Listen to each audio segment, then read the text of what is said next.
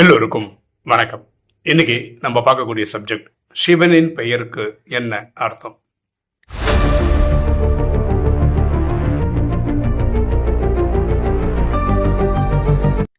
ராஜயோகத்துல பரமாத்மா என்ன சொல்றாருன்னா, சிவன் என்ற வார்த்தைக்கு என்ன அர்த்தம்னா ஒளிப்புள்ளி, பாயிண்ட் ஆஃப் லைட் அப்படின்னு பரமாத்மா விளக்கம் கொடுக்குறாரு.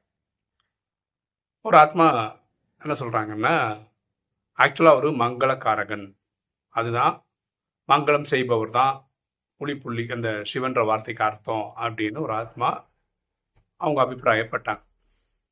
அப்போ நம்ம அதுக்கு விளக்கம் கொடுக்க கடமைப்பட்டிருக்கோம். நான் வேற ஒரு வீடியோவில் சொல்கிறேன் அப்படின்னு சொல்லியிருந்தேன். அதனுடைய ஒரு முயற்சி தான் இந்த வீடியோ. ஓகே, இப்போ இந்த சப்ஜெக்ட்கெல்லாம் போகிறதுக்கு முன்னாடி ஈஸியாக புரிஞ்சுக்கிறதுக்கு ஒரு சாதாரண ஒரு எக்ஸாம்பிள் எடுத்தோம். என்னுடைய பேர் வந்து பிரேமானந்தன் நாராயணன். இதில் நாராயணன்றது அப்பா பேர், பிரேமானந்தன்றது என் பேர். யாராவது என்ன கேட்டாங்கன்னா, நீங்கள் யார் அப்படின்னு கேட்டாங்கன்னா, நம்ம யார்கிட்ட அறிமுகமாகறோமோ அந்த அவங்கக்கிட்ட கேட்ட மாதிரி நாங்கள் ஒரு பதில் சொல்லுவோம். என்ன சொல்லுவோம்? இப்போ ஆர்எஸ்எஸ்காரங்க பார்த்தோம்னு வச்சுக்கோங்களேன், பிஜேபி ஆர்எஸ்எஸ்காரங்கெல்லாம் பார்த்தாங்கன்னா, ஆர்எஸ்எஸ் சுயம் சேவக் அப்படின்னு அறிமுகப்படுத்திப்பேன். இப்போ இந்த ராஜயோகம் ப்ராக்டிஸ் பண்ணுறவங்க மத்தியில் வந்தால் ராஜயோகி அப்படின்னு சொல்லிப்போம். ஒரு பிஸ்னஸ் கான்டாக்டில் வந்தாங்கன்னா நான் சாஃப்ட்வேர் கன்சல்டன்ட் அப்படின்னு சொல்லிப்பேன். இதெல்லாம் என்னுடைய செய்யக்கூடிய வேலையின் அடையாளம், இல்லை இருக்கக்கூடிய ஒரு ஆர்கனைசேஷனோட அடையாளம். கரெக்டா? ஆனால் இது வந்து என்னோட டெஃபினேஷனா இல்லை. நான் யாருன்னா பிரேமானந்தன் நாராயணன். கரெக்டா?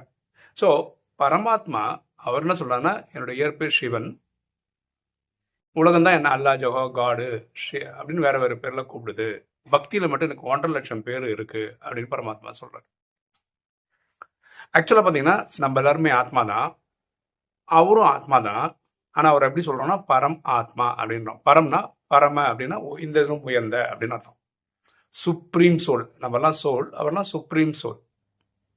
அந்த சுப்ரீம் சோலுக்கு என்ன பேர்னா சிவன். அது யார் சொல்றா? அவரே சொல்றார். அப்போ அவரோட தொழில் தான் என்னன்னா மங்களம் செய்வது, மங்களக்காரகன்.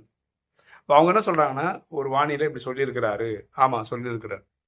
சிவனோட அர்த்தம் வந்து இப்படியும் சொல்லலாம் அப்படின்னு சொல்லியிருக்கேன், நான் இல்லைன்னு சொல்லலை. ஆனால் அதிகமாக சொன்னது வந்து நம்ம சொன்ன மாதிரி தான் சொல்லியிருக்கிறார்.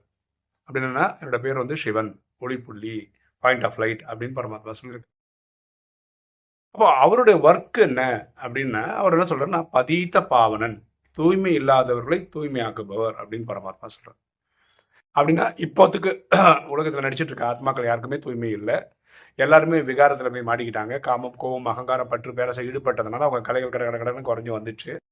இப்போ இந்த ஆத்மாக்களை ரெடி பண்ணி சத்தியுகத்துக்கு அனுப்பணுன்றதுக்கான ஒரு முயற்சியில் அவர் மன்மனா பவன்ற ஒரு ஃபார்முலா நமக்கு கொடுத்துருக்கிறார். தன்னை ஆத்மாவை உணர்ந்து ஆத்மா தந்தை அன்பா நினைவு செய்யும் போது நம்மளோட ஆத்மாவில் இருக்க 63 ஜமா குப்பை எரியும். அதனால நம்ம தூய்மையாகும். ஸோ அவரோட தொழில் பதீத்த பாவனன், தூய்மை இல்லாதவர் தூய்மையாக்குறது. இனி ஒரு தூய்மை தொழில் என்ன? அவர் வந்து கலியுகத்தை முடிச்சு சத்தியுகத்தை ஸ்தாபனம் பண்ணார். அவர் காலனுக்கெல்லாம் காலன். அப்படின்னா என்னன்னா, மொத்தமாக பேக் பண்ணி சாந்திதாமத்தை கூட்டின்னு போயிடுவார்.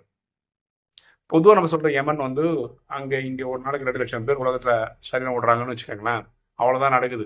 ஆனால் ஜட்மெண்ட் டேல 99.99% மக்களை கூட்டம் மாதிரி வீட்டுக்கு கூட்டின்னு போயிடுவார். அதனால அவருக்கு என்ன பேர்? காலனுக்கெல்லாம் காலன்.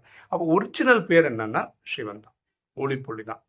பியூட்டி என்னன்னா, நம்ம ஆத்மாக்களுக்கு 800 கோடி பேர் பூமியில் நடிக்கிறோம் அப்படின்னு வச்சுக்கோங்களேன், 800 கோடி ஆத்மாக்களுக்கு சாலிகிராம் தான் பேர். சிவனோட ஆத்மாவுக்கு மட்டும்தான் சிவன்னு பேர். இப்போ பாரு, நம்ம வந்து அதிகமாக 84 பிரிவு எடுக்கிறோம், குறைவாக ஒரு பிரிவு எடுக்கிறோம். அப்போ 84 பிரிவு எடுக்கும் போது ஆத்மா என்ன உடல் எடுத்து நடிக்குதோ அந்தந்த உடலுக்கு ஏற்ற மாதிரி ஒரு பேர் அந்த பிரிவில் இருக்க அப்பா அம்மா வச்சிடறாங்க. ஸோ மேக்ஸிமம் 84 பிரிவு எடுக்கிறவங்களுக்கு 84 பேர் இருக்கும் இந்த கல்பத்தில். ஓகேவா? ஆனால் சிவனுடைய பேர் என்றைக்குமே வர போகிறது இல்லை. கல்பம் ஃபுல்லாக சிவன் சிவன் சிவன் சிவன் தான். ஏன்னா அவர் வந்து நம்மளை மாதிரி அம்மா வயிற்றுல வந்து பிறவியை எடுத்து குழந்தையா பிறந்து ஒரு பிறவி எடுத்து வளர்ந்து வந்து அந்த மாதிரி ஒரு நடிப்பு நடிக்கிறதே கிடையாது. ஸோ அவர் என்ன சொல்றாரு? என்னோட இயற்பெயர் எப்பவுமே சிவன் தான், அது மாற்றமே கிடையாது அப்படின்னு பரமாத்மா சொல்றாரு. ஓகேவா? அவருக்கு மட்டும்தான் ஆத்மாவுக்கு ஒரு பேர் இருக்கு, சிவன்ற பேர். நம்ம எல்லாருக்குமே வந்து ஆத்மாவுக்குன்னு ஒரு பேர் இல்லை. பொதுவான பேர் வந்து சாலிகிராமம்னு பேர். ஓகே, நமக்கு வந்து உடலுக்கு தான் பேர். என் பேர் வந்து பிரேமானந்தன் நாராயணன். நான் பாருங்களேன், நான் பிறந்தது வந்து சென்னையில் பிறந்தேன். ஆக்சுவலாக எங்கள் அப்பா அம்மா வந்து மலையாளி. அதனால இந்தியன் பேர், கேரளாக்கு ஏற்ற பேர் அந்த மாதிரி தான் நம்ம அப்பா அம்மா வைப்பாங்க. இதே ஃபாரினில் பிறந்திருந்தா அந்த ஊருக்கு கலாச்சாரத்துக்கு ஏற்ற மாதிரி அவங்க ஒரு பேர் இருக்கும். இப்போ பேரை வச்சே நாங்கள் கண்டுபிடிச்சோம். ஷாங் ஷூஷி அப்படிலாம் இருந்ததுன்னா சைனீஸாக இருக்கும், ஜப்பானீஸ் இருக்காங்க, கொரியனாக இருக்கும், நம்ம ஒரு மாதிரி புரிஞ்சுக்கிறோம். கரெக்டாக அப்படிதான் ஒரு பேரை வச்சு நம்ம என்ன பண்ணுறோம், இவர் இந்த ஊருக்காரராக இருப்பார், அவர் அந்த ஊருக்காரராக இருப்பாருன்னு நம்ம புரிஞ்சுக்க முடியுது. Okay, right. ஸோ இறைவனுக்கு அவரோட ஒரிஜினல் பேர் வந்து சிவன். அவருக்கு அந்த வார்த்தைக்கு என்ன அர்த்தம்னா ஒளிப்புள்ளின்னு அர்த்தம், பாயிண்ட் ஆஃப் லைட்டுன்னு அர்த்தம். அவர் செய்யக்கூடிய வேலை எப்படி, நான் எனக்கு எக்ஸாம்பிளாக சொன்னேன், நான் ஒரு RSS ஸ்வயம் சேவக்கு, நான் ஒரு ராஜயோகி, நான் ஒரு சாஃப்ட்வேர் கன்சல்டன்ட் மாதிரி அவரோட தொழில் வச்சு நம்ம என்ன சொல்கிறோம், பதிதா பாவனன். ஓகே, அப்படி சொல்கிறோம். காலனுக்கெல்லாம் காலன் அப்படின்லாம் நம்ம சொல்கிறோம். சரியா?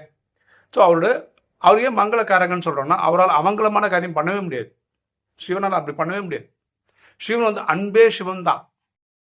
அவர் ஒரு ஆத்மாவுக்கும் துக்கம் தர முடியாது. அவரோட ட்ராமா டிசைன் அப்படி தான், அவரோட ரோல் இந்த ட்ராமாவில் இப்படி தான். அவர் யாருக்கும் துக்கம் கொடுக்க முடியாது. துக்கம் யாரால கொடுக்க முடியும்னா மாயையால் தான் கொடுக்கும். மாயன்றது நம்ம மனசில் தோன்றக்கூடிய கெட்ட தேவையில்லாத சிந்தனைகள் தான். அதுதான் நம்மளை வச்சு செய்யுது. நம்ம கஷ்டப்படுறதுக்கு காரணம் மாயை தான், இறைவன் கிடையாது. இந்த புரிதல் நம்ம எல்லாருக்கும் வந்தால் நல்லது. சரியா? எனக்கு தெரிஞ்சதை நான் சொல்லிட்டேன். வீடியோ பார்க்குற நீங்கள் இது விஷயமா வேறு ஏதாவது ஆட் பண்ணணும்னா நீங்கள் ஆட் பண்ணலாம். ஓகே, ஒரு தகவல். நம்மளுடைய மொபைல் ஆப் இருக்கு இல்லையா, சிவஞான் முரளி ஆப்பு, அதில் வந்து நம்ம ஸ்பிரிச்சுவல் கேலண்டர் அப்படின்னு ஒன்று போடுறோம். பிரம்மகுமாரிஸ் வந்து ஆக்சுவலாக 2 கேலண்டர் தான் போட்டிருக்காங்க எனக்கு தெரிஞ்சு, ஹிந்தி இங்கிலீஷ் 2 தான். நம்ம ஒரு முயற்சி எடுத்து 11 லாங்குவேஜில் கொண்டு வந்திருக்கோம். அதில் வந்து 10 லாங்குவேஜ் வந்து 365 நாளுக்கும் ரெடி பண்ணி அப்லோட் பண்ணிட்டோம். ஓகேங்களா? ஸோ 365 × 10 லாங்குவேஜ் அப்லோட் பண்ணிட்டோம். இப்போ ஒன்று தான் பெண்டிங். அது வந்து ஒடியா லாங்குவேஜ், ஒரிசாவில் பேசக்கூடிய லாங்குவேஜ். அது மட்டும் ப்ரோக்ராமேட்டிக்கலாக பண்ணும்போது என்ன ஆகிடுதுன்னா, ஒரு 2 சென்டென்ஸ் வரும்னு வச்சுக்கோங்களேன். இடையில சில வார்த்தைகளுக்கு பதிலாக எழுத்துக்களுக்கு பதிலாக என்ன டப்பாவாக வந்துடுது. ஒரு மாதத்துக்கு 30 கண்டென்ட் போடுறோம்னா ஒரு 4 கண்டென்ட்டாவது இந்த மாதிரி இடையில டப்பாவாக வருது. அது எப்படி ஃபிக்ஸ் பண்ணணும்னு எனக்கு தெரியல. ஸோ அதனால் ஒடியா மட்டும் பெண்டிங்கில். இப்போ மார்ச் மாதம் நீங்கள் பார்த்துட்டு தான் இருக்கீங்க. ஆனால் மார்ச் மாதத்துலேயே சில நாட்கள் வந்து டப்பாவாக தான் வருது. என்னென்னா, இப்போ நம்ம ஆப்பை வந்து அதிகமாக சவுத் இந்தியாவில் இருக்கவங்க தான் அதிகமாக பார்க்குறாங்க. ஒடியாவில் எனக்கு தெரிஞ்சு எனக்கு கூப்பிட்டு பேசின ஒரே ஒரு ஆத்மா தான் எனக்கு தெரியும். அவங்களும் இதை யூஸ் பண்ண ஆரம்பிச்சிருக்காங்களான்னு எனக்கு தெரியாது.